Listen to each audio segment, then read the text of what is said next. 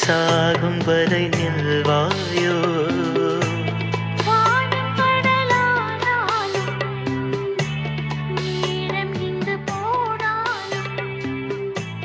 காற்றலைகள் ஓய்ந்தாலும் நம்முறவு.